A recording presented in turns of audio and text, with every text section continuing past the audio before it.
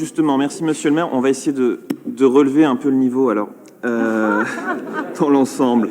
Remercier évidemment les services pour le gros travail fourni, puisqu'il est très conséquent. C'est un rapport très complet, alors avec des biais qui peuvent être les vôtres et pas forcément évidemment ceux que nous pouvons comprendre, mais c'est aussi le travail d'une majorité.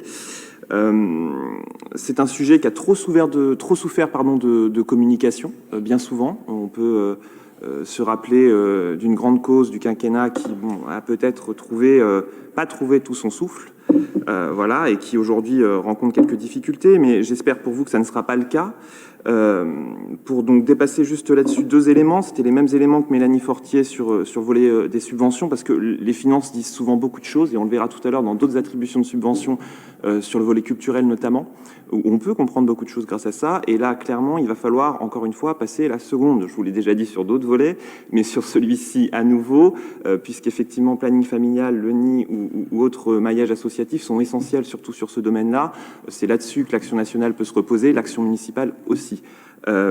Ensuite, c'est sur un point bien plus, comment dire, de rédaction, puisque dans le rapport en question, vous mentionnez évidemment le domaine LGBTQIA+. De temps en temps, ça devient LGBTQI, de temps en temps, ça devient LGBTI+. Il faudrait harmoniser ça et avoir au moins la même version pour l'ensemble, puisque dans ce domaine-là, chaque lettre a une importance. Vous le savez, notamment avec l'association, ça peut soulever parfois des débats. Et d'un point de vue plus pratique, plus de perspective même, l'an dernier, vous nous aviez annoncé le premier budget non genré pour cette année. Donc forcément, ça ne sera pas cette année, si j'ai bien compris, puisque, en tout cas, en travaillant les subventions hautes, je n'en ai pas trouvé la trace. J'ai vu notamment dans le rapport que c'était en gris. Donc en gris, c'est action non engagée, mais non députée. Donc il va falloir la députer quand même assez rapidement pour l'année prochaine, puisque c'est un très gros travail que vos